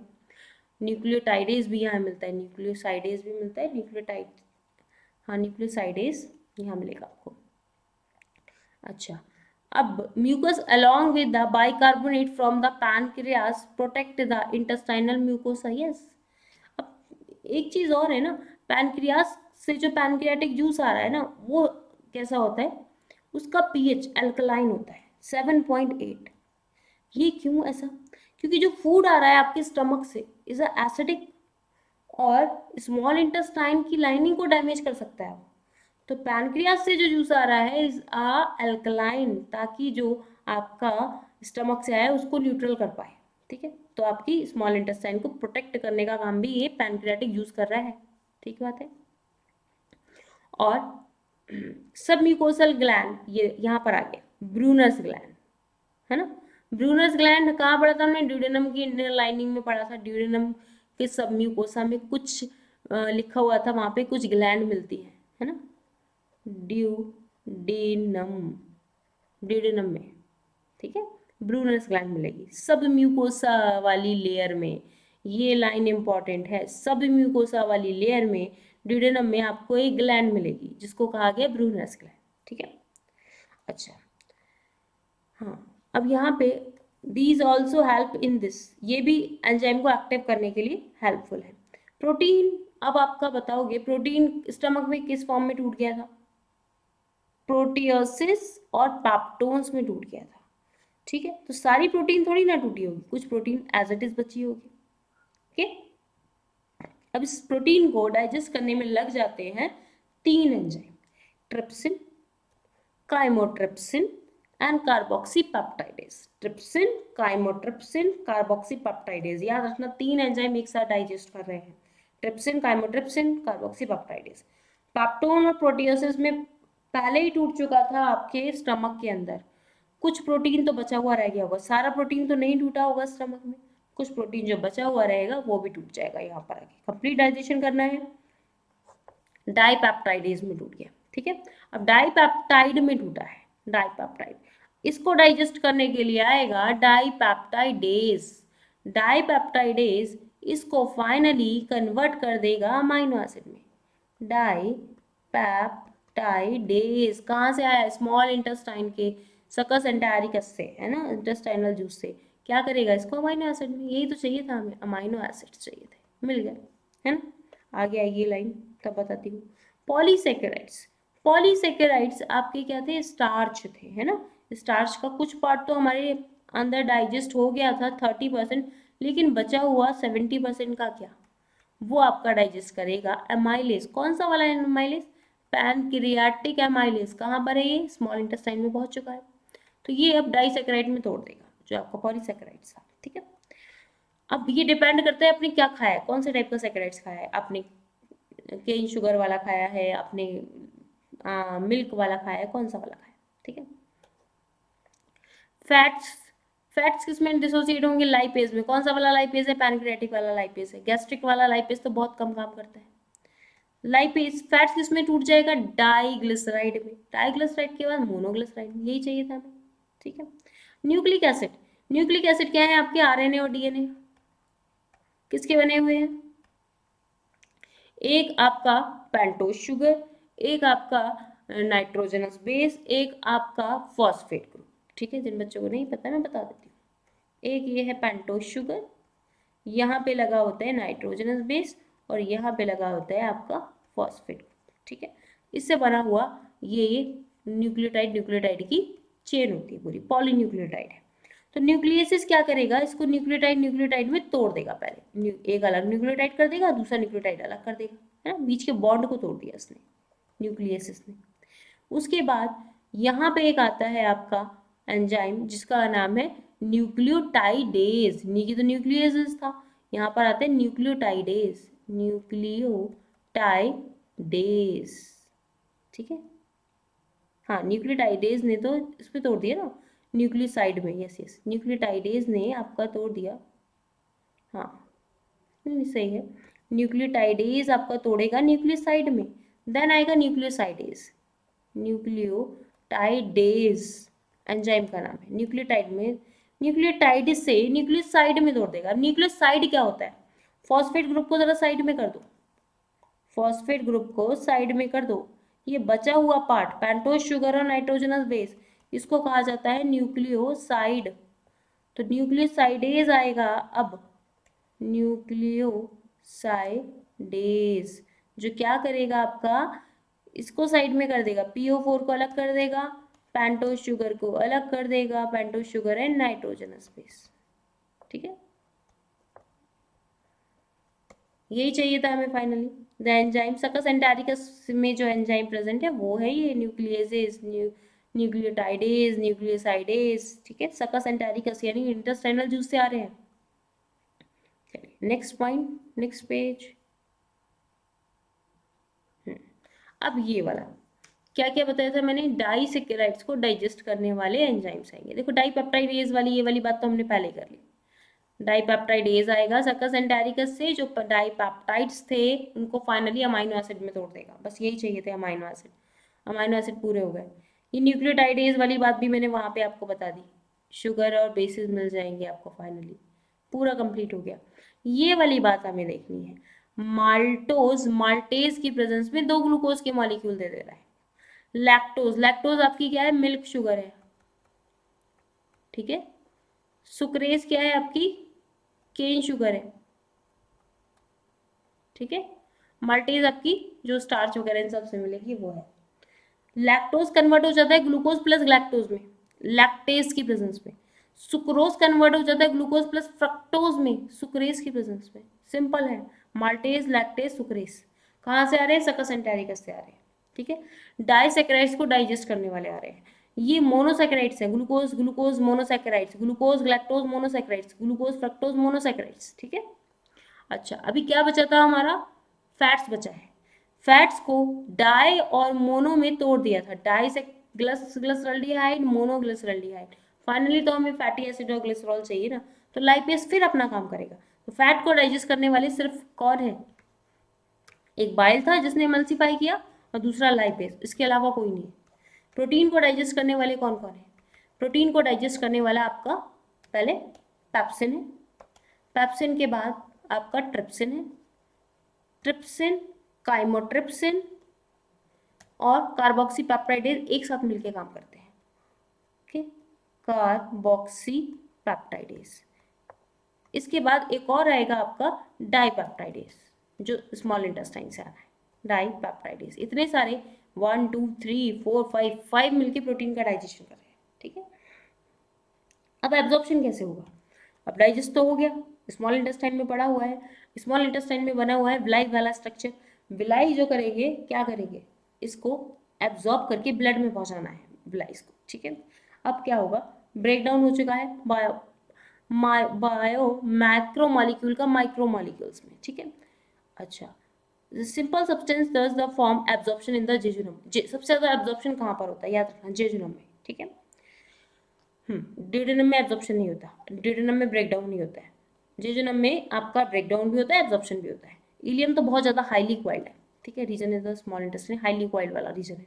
अनडाइजेस्टेड और अनएब्जॉर्ब पार्टिकल्स कहाँ चले जाएंगे, लार्ज इंटेस्टाइन में। अनएब्जॉर्ब और अनडाइजेस्टेड पार्टिकल। ठीक है, and absorption of the some water, minerals and certain drugs. कुछ आपका वाटर का एब्जॉर्प्शन लार्ज इंटेस्टाइन में होता है, कुछ मिनरल्स और कुछ टाइप की जो दवाइयाँ हैं, ड्रग है, मेडिसिन है, उनका एब्जॉर्प्शन भी आपका लार्ज इंटेस्टाइन में हो जाता है। Secretion of a mucus with the help in adhering the waste or undigested particle together and lubricate it for the easy passage। अब इसमें म्यूकस का मिल जाना, ठीक है, क्या वेस्ट को अडेरेंट, वेस्ट जो है एक साथ चिपक के बाहर निकलते हैं ना, तो वेस्टेज को चिपकाने के लिए भी म्यूकस काम आता है। ठीक है, ताकि एक साथ बाहर, अगर बिखरे बिखरे पार्टिकल होते हैं कैसे बाहर निकलते हैं, उनको चिपका के बाहर निकालता है अनडाइजेस्टेड पार्टिकल्स को। ठीक है, उनको लुब्रिकेशन देने का काम करे। And unabsorbable substance called the faeces, unabsorbable substance को फीसेस बोलते हैं, ये बात आपको पता है। ठीक है, जो सीकम में जाएगा पहले, है ना, लार्ज इंटेस्टाइन के पार्ट में। सीकम जो इलियम वाला पार्ट है जो सीकम में खुल रहा है वो एक वॉल वहां पे प्रेजेंट होता है, ये बात इंपॉर्टेंट है। इलियम वाला पार्ट जो सीकम में खुलेगा वहां पे एक वॉल्व होगी जिसको कहा जाता है इलियोसीकल वॉल्व, इलियोसीकल वॉल्व, जहां पे स्मॉल इंटेस्टाइन लार्ज इंटेस्टाइन से कनेक्टेड हो रही है। कौन से वाला पार्ट से? सीकम वाला पार्ट से। विच प्रिवेंट द, यस, अब एक बार ये वॉल्व वॉल्व क्या करते हैं? बैक फ्लो को प्रिवेंट करते हैं। एक बार अनडाइजेस्टेड पार्टिकल सीकम में पहुंच गया ना तो वापस से स्मॉल इंटेस्टाइन में नहीं आने वाला, तो यही हमें चाहिए था। Which prevent the back flow, ठीक है, फीकल मैटर का बैक फ्लो को तो रोकना है। It is temporary store in the rectum till defecation, ये रेक्टम में तब तक रहेगा, ठीक है, रेक्टम में आपका टेम्परेरी स्टोर होता है ना, फीकल इकट्ठा होता रहता है जब तक डीफिकेशन ना हो, ठीक है, जब तक आप बाहर ना निकालो तब तक वो रेक्टम में स्टोर रहेगा आपका। And rectum, yes, gastrointestinal tract की एक्टिविटीज के लिए हार्मोनल कंट्रोल और न्यूरल कंट्रोल दोनों ही पार्टिसिपेट करते हैं। ओके, कौन कौन से हार्मोन हैं जो कि गैस्ट्रिक ग्लैंड से ही, आई मीन गैस्ट्रिक वाले पार्ट से ही प्रोड्यूस होते हैं, वो हार्मोन वाले चैप्टर में आपको बताया गया है, लेकिन मैं यहाँ पे उसको समझाऊंगी क्योंकि वो एग्जाम्स में क्वेश्चन आते हैं ना बच्चों के, तो सोचते हैं गैस्ट्रिक वाले पार्ट का है तो वो रिलेट नहीं कर पाते हैं। तो मैं यहीं पे ही आपको बताऊंगी, वो जब आप हार्मोन वाला चैप्टर पढ़ोगे देन एनसीईआरटी में पीछे साइड में दिया हुआ है गैस्ट्रिक पार्ट से कौन कौन से आपके हार्मोन रिलीज होते हैं।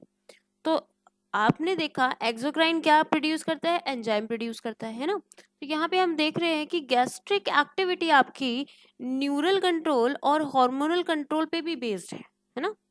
वो दोनों मिलके प्रॉपर एक फंक्शन परफॉर्म करते हैं कि किस एंजाइम को कितना प्रोड्यूस होना चाहिए। तो गैस्ट्रो इंटेस्टाइनल एक्टिविटीज, गैस्ट्रो का मतलब रिलेटेड है आपके स्टमक से, इंटेस्टाइनल का वर्ड आपसे रिलेटेड है आपके small intestine and large intestine से, ठीक है, क्योंकि एक्चुअल में फूड पार्टिकल तो वहीं पे जाएगा ना, बाकी आपके पैनक्रियाटिक ऑर्गन में तो फूड पार्टिकल जाने नहीं है लिवर पार्ट में, ठीक है, तो इसीलिए गैस्ट्रो इंटेस्टाइनल ट्रैक बोला है इसका। ये आपका कंट्रोल होता है by the neural and hormonal effect से। हार्मोन कौन कौन से है, ठीक है, ये बहुत इंपॉर्टेंट है, एक जो मैं डायग्राम ड्रॉ कर रही हूँ उसको आप बेटा ड्रॉ कर लेंगे। फर्स्टली यहाँ पे आपका है ये, है ना, this one is your liver. Liver में यहाँ पे बेटा, यहाँ पे क्या भरा हुआ है बोलो? यहाँ पे है बाइल, है ना, ये गॉल ब्लैडर में। यहाँ पे डक्ट जा रही है, दो डक्ट है यहाँ पे लिवर की, है ना, ये दोनों डक्ट जहाँ पे ओपन होती है उसको कॉमन बाइल डक्ट बोल दिया जाता है, ये है कॉमन बाइल डक्ट, है ना। कॉमन बाइल डक्ट आपका पैनक्रियाज वाला, ये वाला पार्ट बना लो पैनक्रियाटिक डक्ट का, ठीक है, में जाके ओपन हो जाएगा पैनक्रियाटिक डक्ट में, ये पैनक्रियाज वाला पार्ट बना लो। एंड पैनक्रियाज और ये दोनों डक्ट कॉमन डक्ट, ये सब बच्चों को अभी मैंने बता दिया, ये मिलके क्या बनाती है? हेपाटो पैनक्रियाटिक डक्ट, और hepatopancreatic duct are open into a duodenum part of small intestine. Small intestine का ड्यूडेनम वाला पार्ट है ये है, ठीक है, सी शेप का मिलेगा आपको, ये इस तरीके का ड्यूडेनम वाला पार्ट के ऐसे बना देंगे, ये हो गया, ठीक है। तो प्रोसेस आपकी कहाँ से हो रही है, कैसे कैसे हो रही है?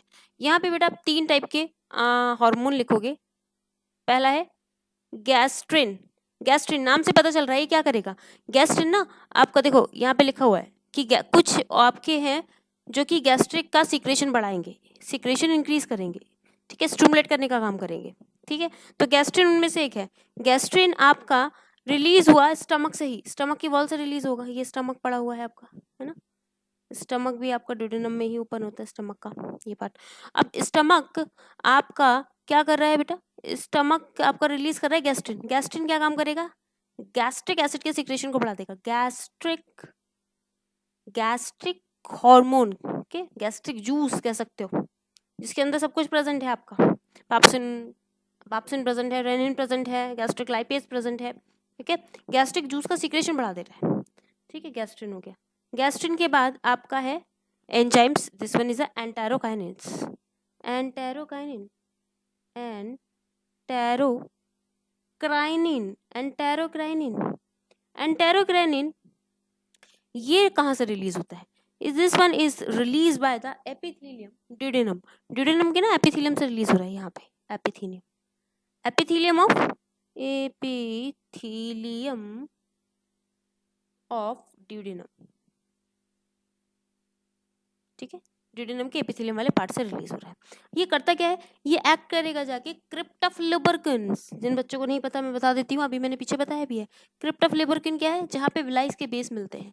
एक्चुअल में यहाँ से रिलीज होता है इंटेस्टाइनल जूस, तो वहां पे जाके एक्ट करेगा।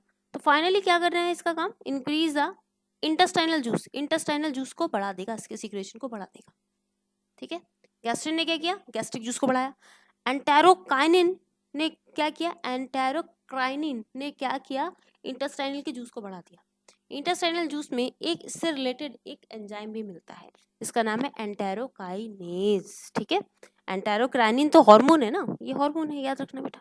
ये सब क्या कर रहे हैं, इसीलिए इस चैप्टर में आपको नहीं बताएगी कि आपको कंफ्यूजन ना हो, ये बताएगी आपको हार्मोन वाले चैप्टर में। मैं यहाँ आपसे रिलेट करके इसलिए बता रही हूँ ताकि इसी चैप्टर के साथ आप इसको पढ़ पाए, है ना। अब यहाँ थर्ड वन बताओ बेटा मुझे, थर्ड वन कौन सा आएगा, एंटेरोगैस्ट्रॉन। एंटेरोगैस्ट्रॉन देखो, एंटेरो के लिए भी काम करेगा ये और गैस्ट्रॉन के लिए भी काम करेगा। एंटेरो किसके लिए आता है, स्मॉल इंटेस्टाइन के लिए। एंटेरो ये है गैस्ट्रॉन, है ना। अब गैस्ट्रिक सिक्रेशन अगर बहुत ज्यादा बढ़ जाएगा तो क्या करेगा ये, इसको कम करेगा, कम करने का काम करेगा, गैस्ट्रिक सिक्रेशन को कम करने का काम करेगा। और साथ के साथ ये कहाँ से रिलीज हो रहा है, एपिथेलियम से रिलीज। गैस्ट्रिक सिक्रेशन को रेगुलेट भी तो करना पड़ेगा ना, गैस्ट्रिक सिक्रेशन को कम करने का काम कर रहा है, गैस्ट्रिक जूस को कम करने का काम करेगा। ठीक है, इसको ना एंटी गैस्ट्रिन भी कहा जाता है, इसीलिए is also called anti gastrin. कहाँ से रिलीज हो रहा है, ये भी ड्यूडेनम की वॉल से रिलीज हो रहा है। ओके, ड्यूडेनम में हमने पढ़ा था एक ब्रूनर ग्लैंड भी है ना, याद रखना, ब्रूनर्स ग्लैंड है, तो वो इनका सिक्रेशन करवाती है, गैस्ट्रो एंटेरोगैस्ट्रॉन का duodenum gland. This one is the Brunner gland, find in the duodenum part. It's very very important. ठीक है, अब क्या हुआ, एक और लिखेंगे। This one is 1 2 3 4 5 एक्चुअली 4 लिखोगे आप, कोलेसिस्टोकाइनिन। कोलेसिस्टोकाइनिन, कोलेसिस्टोकाइनिन को CCK-P2, CCK भी बोल सकते हो, कोलेसिस्टोकाइनिन। कोलेसिस्टोकाइनिन जो है वो दो जगह एक्ट करता है, ये बाइल के सिक्रेशन को भी बढ़ाता है और पैनक्रियास के सिक्रेशन को भी बढ़ाता है। बाइल कहाँ से आ रहा है, ये आपका यहाँ पे लिवर बना रहा है, बाइल स्टोर कहाँ पे है, गॉल ब्लैडर में स्टोर है, तो उसको सिक्रेशन को बढ़ा देगा। ठीक है, और पैनक्रियाटिक एंजाइम को भी बढ़ा देगा, बाइल और पैनक्रियाटिक पे एक्ट करता है। देखो कैसे याद करोगे, कोले वर्ड आता है आपका कोलेस्ट्रॉल के लिए, है ना। कोलेस्ट्रॉल क्या होता है, फैट्स मॉलिक्यूल है, कौन काम करेगा उसके ऊपर, बाइल काम करेगा। ठीक है, और सिस्टिक डक्ट यहाँ पे बढ़ते हैं ना बाइल के लिए, सिस्टिक डक्ट, तो याद आ जाएगा आपको कोलेसिस्टोकाइनिन से कि बाइल को इंक्रीज करने का काम कर रहा होगा, इससे रिलेट करके याद करोगे तो बेटा याद हो जाएगा आपको, है ना। पैनक्रियाटिक जूस को भी इंक्रीज करने का काम कर रहा है ये। Okay, and finally last one बचता है आपका ड्यूरोकाइनिन। ड्यूरोकाइनिन आपका ये भी ड्यूडेनम की वॉल से ही रिलीज हो रहा है। ड्यूडेनम की वॉल से देखो कितने, ये भी ड्यूडेनम की वॉल से, ये भी ड्यूडेनम की वॉल से, एक और है ड्यूरोकाइनिन, 3 है ड्यूडेनम की वॉल से। अगर पूछा जाए ना सबसे ज्यादा जो एंजाइम का सिक्रेशन है, ठीक है, हालांकि आपका ठीक है कौन से पार्ट में सबसे ज्यादा हो रहा है, हार्मोन और एंजाइम दोनों का, ड्यूडेनम वाले पार्ट में। ठीक है, ड्यूरोकाइनिन, दिस वन इज द ड्यूरोक्राइनिन, ड्यूरोक्राइनिन। ठीक है, ड्यूरोक्राइनिन क्या करता है, जो म्यूकस रिलीज होना है ना, पूरी एलिमेंट्री कैनाल के इनर लाइनिंग में म्यूकस रिलीज होता है, म्यूकस के सिक्रेशन को बढ़ा देता है और इंटेस्टाइनल जूस के सिक्रेशन को भी बढ़ाएगा ये ड्यूरोक्राइनिन। ड्यूरोक्राइनिन की ठीक से स्पेलिंग लिख लो बेटा, दिस वन इज द ड्यूरोक्राइनिन। क्या किया इसने बढ़ा दिया म्यूकस का सिक्रेशन और इसने बढ़ा दिया आपका इंटेस्टाइनल जूस का secretion. Okay,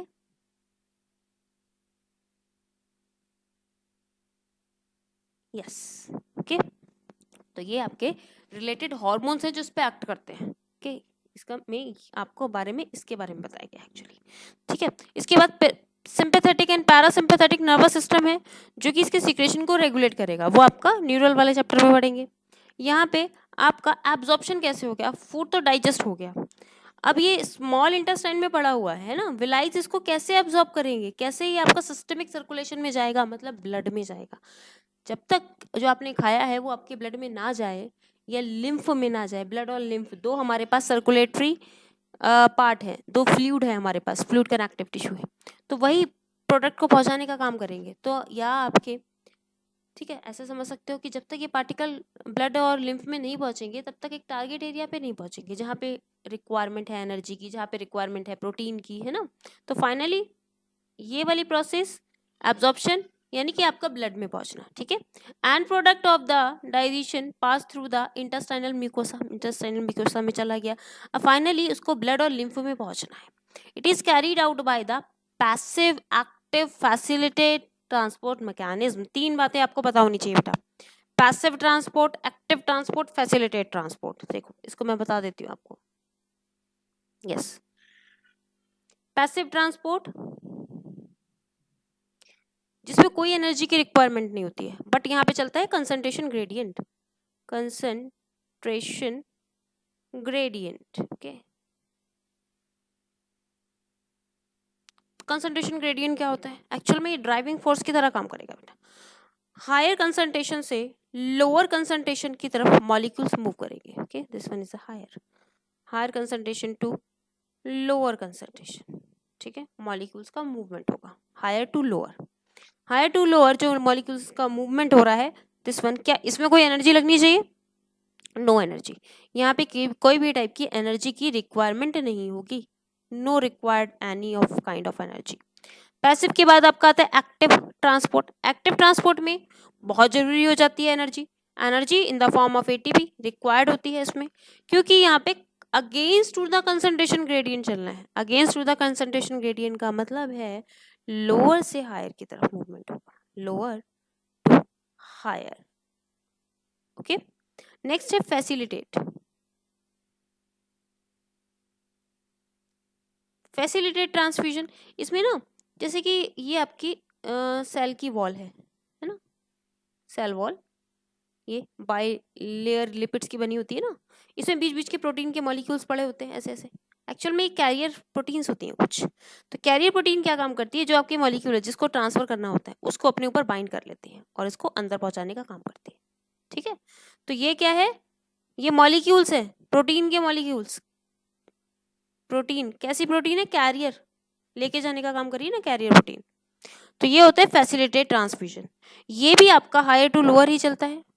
this one is higher to lower perform होगा, बट यहाँ पे बीच बीच में प्रोटीन के मॉलिक्यूल हैं जो ये फैसिलिटीज दे रहे हैं, ठीक है। एनर्जी रिक्वायरमेंट होगी क्या? नो, नो एनर्जी रिक्वायर्ड, ठीक है। कौन से मॉलिक्यूल्स? जो कि वाटर सॉल्युबल है ना, फैट सॉल्युबल नहीं है, उनको ऐसे जाना पड़ेगा, है ना। फैट सॉल्युबल वाले तो ऐसे चले जाएंगे और जो गैसेस हैं वो भी इजीली चले जाएंगे, सिंपल, ये पैसिव डिफ्यूजन से, है ना। अब ये वाले आपके अप्लाई हुए हैं यहाँ पे बेटा, देखो इसको यहाँ पे बता रहे हैं आपको small amount of monosaccharides like glucose, amino acid and some electrolytes जैसे सोडियम, पोटेशियम, मैग्नीशियम के ions, okay, chloride ions, and generally absorbed by the simple diffusion, याद रखना, ठीक है।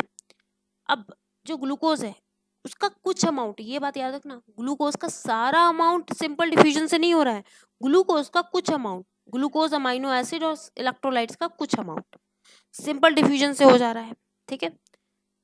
एंड अभी किस चीज का नहीं हुआ बोलो? फैट्स का डिफरेंट टाइप से होगा। फैट्स का ना ट्रांसफ्यूजन होना बड़ा ही मुश्किल काम होता है, देखोगे आप। जो वाटर सॉल्युबल है वो इजीली जा पाएंगे।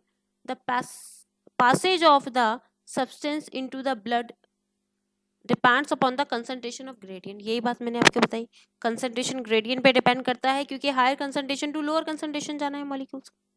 Some substance like glucose and amino acid are absorbed with the help of the carrier proteins. Yes, yes, yes. Carrier protein का मतलब है यहाँ पे अप्लाई होगा आपका facilitate diffusion. Yes. देखो ये बात याद रखना बेटा, कैरियर प्रोटीन आ रही है यहाँ पे और फैसिलिटेट डिफ्यूजन आ रहा है, फैसिलिटेट ट्रांसपोर्ट आ रहा है, याद रखना, ओके। नेक्स्ट पे आओगे। हाँ, अब मेन बात आती है आपका फैट्स की। फैट्स का डाइजेशन होना थोड़ा टिपिकल बन जाता है। फैट का डाइजेशन कैसे होगा?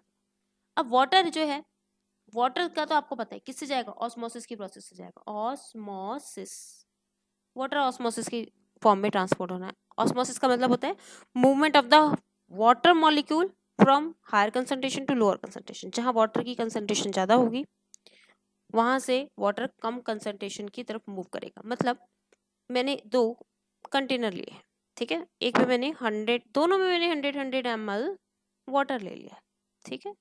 इसमें मैंने ऐड किया है 5 ग्राम NaCl और इसमें ऐड किया है 50 ग्राम NaCl, ठीक है। तो कौन सा सोल्यूशन आपका कंसंट्रेट बन गया, 50 ग्राम वाला, यानी कि यहाँ पे वाटर मॉलिक्यूल्स कम हो गए।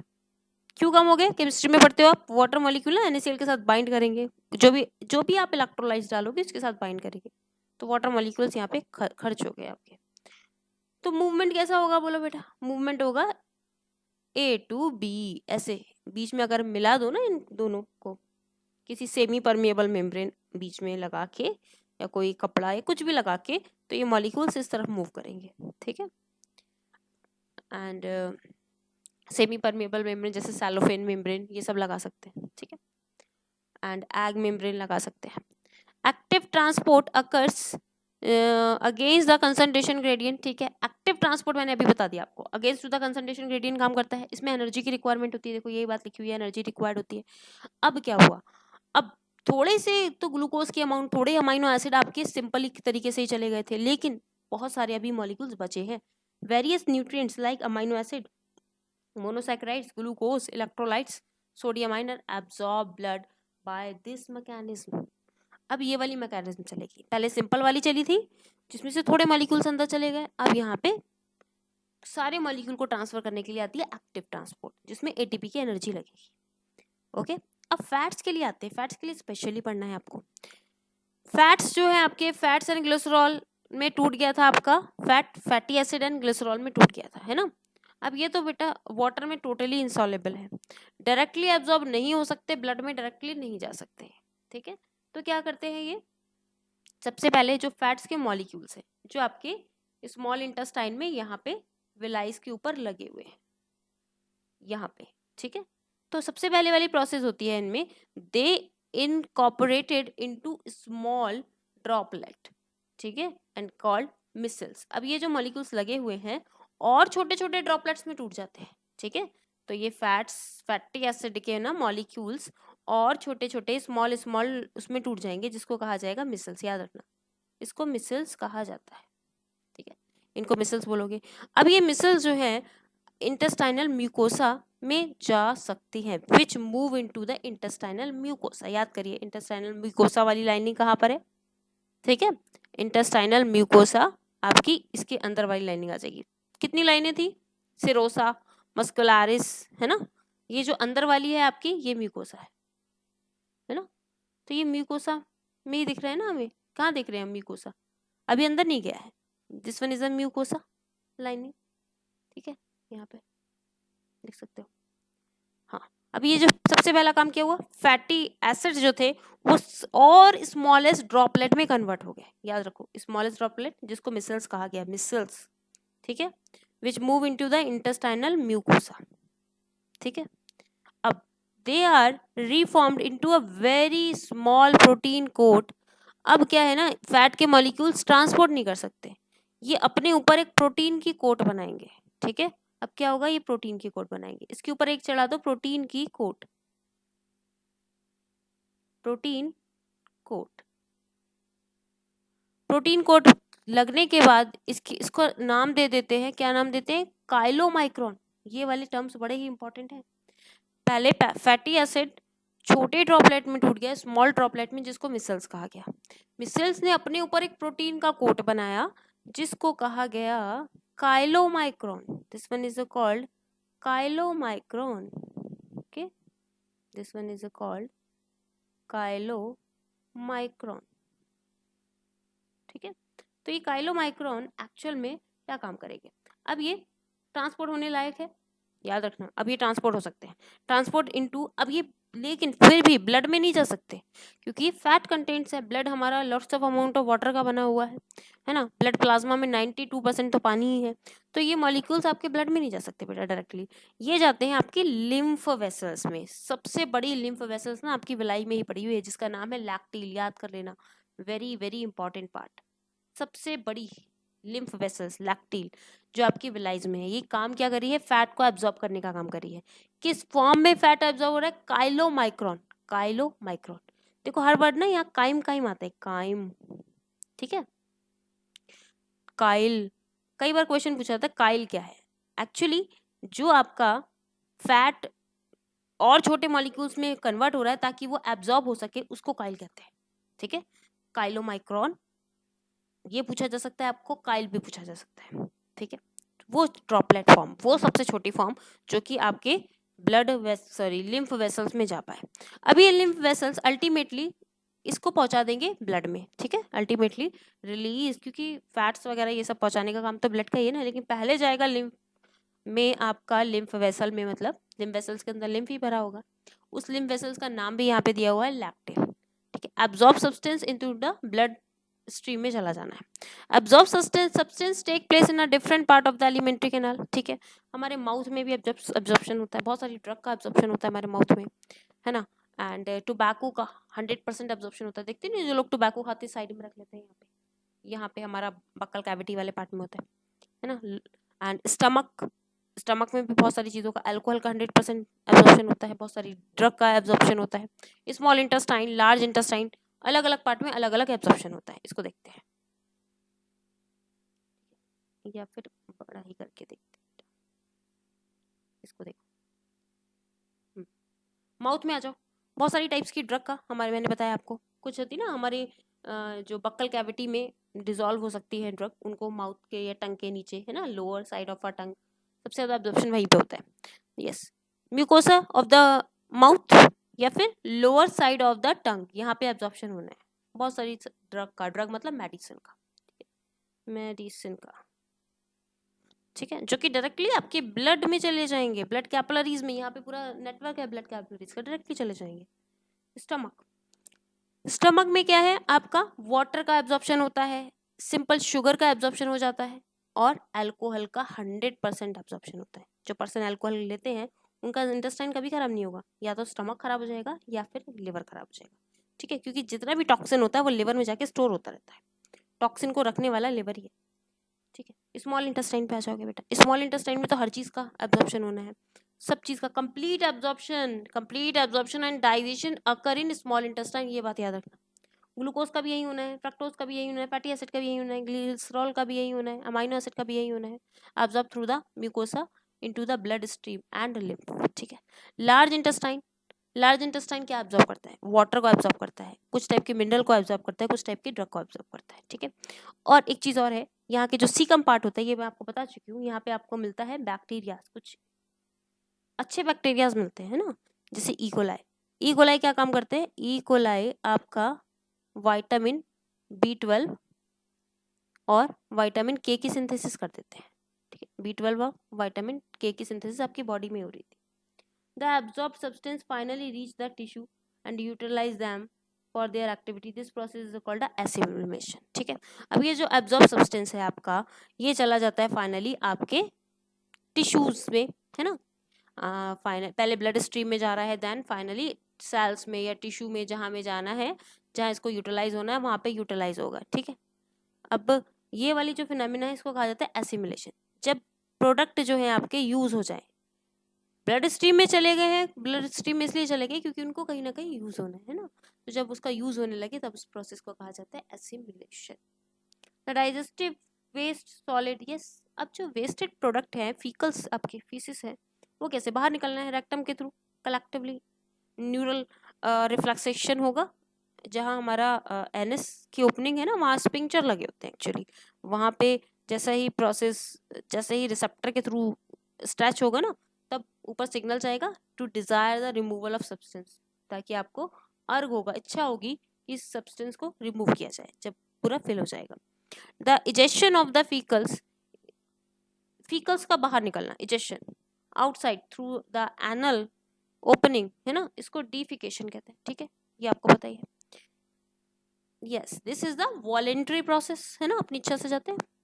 And this one is carried out by the peristalsis movement, ये तो हो ही रहा है ना, हमारी पूरी एलिमेंट्री कैनाल में पेरिस्टालसिस मूवमेंट तो हो ही रहा है, इस कॉन्ट्रैक्शन रिलैक्सेशन, तभी तो आपका फूड आगे आगे बढ़ता है, ठीक है।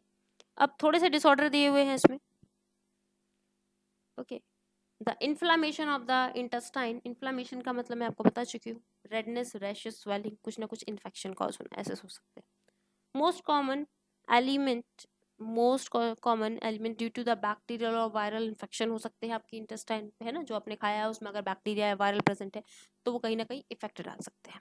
जैसे टेप वॉर्म है आपके, राउंड वॉर्म है, थ्रेड वॉर्म, अगर ये हमारे इंटेस्टाइन में चले जाएं तो पूरा डैमेज कर देते हैं स्मॉल इंटेस्टाइन को, है ना, ये पैरासाइट होते हैं, endoparasites. Hookworm, pinworm. First disease आपको दी हुई है ज्वाइंटिस। ज्वाइंटिस में क्या होता है, फाइनली जो लिवर आपका बाइल बना रहा है ना, आपका लिवर का डिसफंक्शनिंग है ये, ठीक है, वो किसी भी वे में हो सकता है, आपने कंटामिनेटेड खा लिया है या कुछ भी, है ना, तो ये लिवर जो है वो बाइल बना रहा था, गॉल ब्लैडर में स्टोर कर रहा था और आपके डाइजेस्टिव ट्रैक में दिए जा रहा है ना, ताकि आपका फैट का डाइजेशन हो जाए। लेकिन अब लिवर डिसफंक्शन हो जाता है, या तो बाइल कम बना रहा है, जो भी बाइल बना रहा है वो सारा आपका ब्लड में छोड़ दे रहा है, एलिमेंट्री कैनाल में ना पहुंचा के ब्लड में पहुंचा दे रहा है।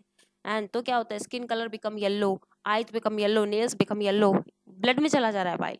बाइल के अंदर बिलीरुबिन, बिलीवर्डिन होते हैं ना, बिलीरुबिन, बिलीवर्डिन मैंने लिखवाया था आपको, बिलीरुबिन, रूबिन एंड बिलीवर्डिन, ठीक है। तो ये एक्चुअली क्या कर रहे हैं, आपका ये कलरिंग पिगमेंट्स है, तो ये कलर देते हैं, तो स्किन में कलर आ जाता है। लेकिन जो आप एक्सक्रीटा कर रहे हो ना, यूरिन में आपका कलर आ जाएगा, urine become very very yellow, लेकिन आप जो एक्सक्रीटा कर रहे हो वो व्हाइट हो जाएगा, ठीक है, क्योंकि एलिमेंट्री कैनाल में नहीं जा रहा है। तो ये जॉइंटिस की कंडीशन होती है, इसमें क्या होता है, फैट्स को अवॉइड करते हैं। Next, vomiting. वॉमिटिंग क्या है actually, this one is a vomiting like feeling को कहा जाता है नोजिया, ठीक है, देखो यहाँ लिखा हुआ है, feeling like vomiting is called a nausea. देखो वॉमिटिंग सेंटर ना आपका मेडुला ऑब्लंगाटा में होता है, is control by the medulla oblongata, ठीक है।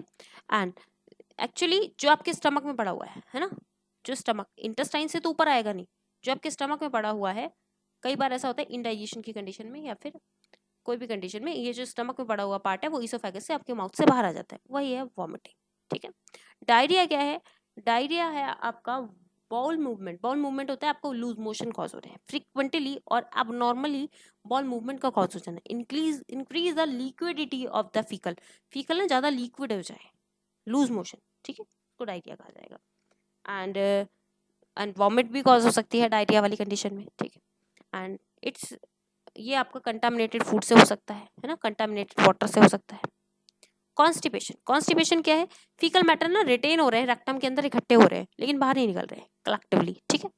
ऐसा तब होता है जब आपने फाइबर्स कंटेंट कम खाए हैं, स्टिकी सब्सटेंस ज़्यादा खा लिया है, तो वहीं पे जाते इकट्ठे होते रहते हैं, ठीक है। इरेगुलर बाउल मूवमेंट वो हो जाता है आपका कॉन्स्टिपेशन। इनडाइजेशन, इनडाइजेशन की कंडीशन है आपने जो खाया कि डाइजेस्ट नहीं हुआ, कई बार ऐसा होता है ना, हमने कुछ ज़्यादा खा लिया, आपका डाइजेस्टिव सिस्टम उतना वर्क ही नहीं कर पा रहा है, उतने एंजाइम ही नहीं है उसको डाइजेस्ट करने के लिए, या फिर कई बार होता है हमने खा के उस एसिमिलेशन नहीं किया, यानी कि हम खा के सो गए या लेट गए, तब क्या होता है कि जो आपने खाया है वो प्रॉपरली डाइजेस्ट नहीं हो पाया होता है, ठीक है। तो आपको लगता है फीलिंग लाइक फुलनेस, हमारा पेट भरा भरा सा है ऐसा लगता है, और फीलिंग एसिडिक कंडीशन, है ना, इनएडुकेट। देखो इनएडुकेट एंजाइम का मतलब होता है कम एंजाइम, आपने खाया ज़्यादा है, एंजाइम कम प्रोड्यूस हो रहे हैं, तब होगा। एंजाइटी की कंडीशन में ऐसा होता है, एंजाइटी का मतलब होता है इज अ मेंटली, मतलब कह सकते हो कि ज़्यादा स्ट्रेस या कुछ लेने, उस कंडीशन में भी इंडाइजेशन हो जाता है, ठीक है। एंड ओवर ईटिंग, ये मैंने आपको बताया बहुत ज़्यादा खा लिया है, या स्पाइसी फूड, ठीक है, या फिर फूड पॉइजनिंग, आपने कहीं बाहर का खाया है जिसमें कि प्रॉपरली नहीं बना वो नीट एंड क्लीन जैसे कि, ठीक है, तब इंडाइजेशन की कंडीशन आ जाती है, ठीक है। तो ये चैप्टर बेटा आपका फिनिश हो गया है, कंप्लीट हो गया है। ऐसे ही अगर आप मेरे साथ और भी चैप्टर पढ़ना चाहते हैं, one shot one revision and one day one chapter, तो आप इस चैनल को subscribe and like share subscribe जरूर करें, ओके।